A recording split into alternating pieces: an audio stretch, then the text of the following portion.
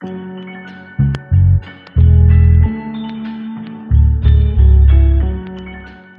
m'appelle Célia Carmona, j'ai 36 ans, je suis chef de projet dans l'ingénierie, dans le domaine des énergies. Je suis également présidente du Sporting Club Saint-Cana féminin et joueuse.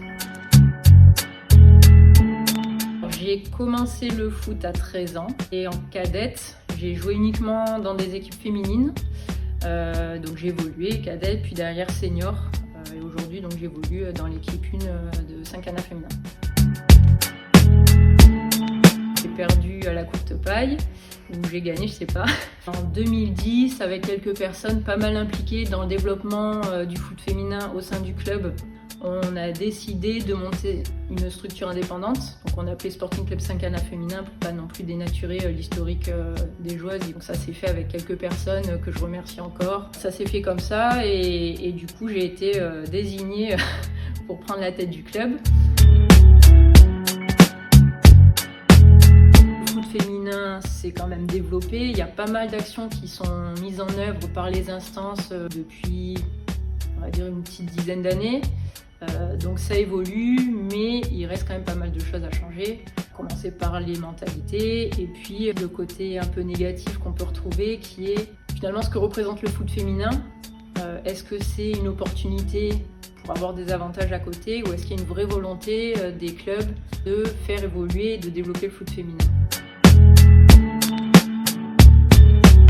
Au niveau des axes d'amélioration, par la communication, de manière générale, donc il y a de plus en plus de médiatisation, donc ça c'est positif. Il faut passer par la communication pour casser les a priori sur le foot féminin, un peu comme ce qu'on peut faire aujourd'hui avec des interviews, avec de la médiatisation sur le foot féminin à haut niveau, des interventions dans des écoles de manière la plus large possible. Il y a peut-être un deuxième aussi vecteur qui est selon moi primordial, c'est la formation des éducateurs. On fait le même sport, par contre, dans l'état d'esprit, une féminine ne se coache pas de la même manière qu'un homme.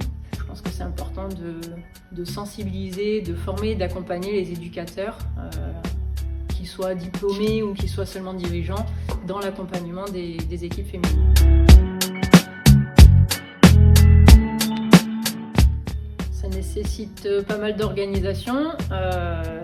Pour moi, le rôle de joueuse, c'est une bulle d'oxygène. Donc ça, j'essaye de garder mon rythme d'entraînement et match. Et la gestion du club, ça se fait parfois un petit peu au travail, sinon matin, soir, éventuellement le midi, le week-end. Après l'entraînement, pour moi, la clé, c'est clair, c'est d'être entouré, d'être bien entouré, et de trouver des personnes avec qui on peut travailler ensemble, qui prennent le relais quand la vie pro ou la vie perso prend le dessus. Je pense que la gestion de la charge mentale dans le foot ou dans le sport en général, elle se fait de la même manière qu'une gestion dans la vie professionnelle déjà. Finalement, je pense qu'il y a un parallèle qu'on peut faire assez facilement. Une femme va gérer son quotidien, on va dire, sportif, ou gestion de club, ou d'association de manière générale, de la même manière que sa vie de tous les jours.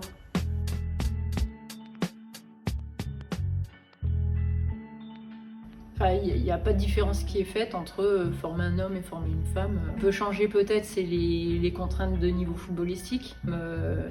Une femme, il y a quand même moins de femmes qui ont un haut niveau de foot que d'hommes. Je pense que les femmes amènent une autre vision, un autre état d'esprit, et qu'aujourd'hui le foot en général en a besoin. Là, c'est bien aussi de montrer qu'on est là pour développer notre sport, quoi. Aujourd'hui, il y a beaucoup d'a priori, et qu'un homme qui nous parle de foot ou à qui on parle de foot, il ne va jamais nous regarder de la même manière qu'il va regarder un homme qui joue au foot. Donc,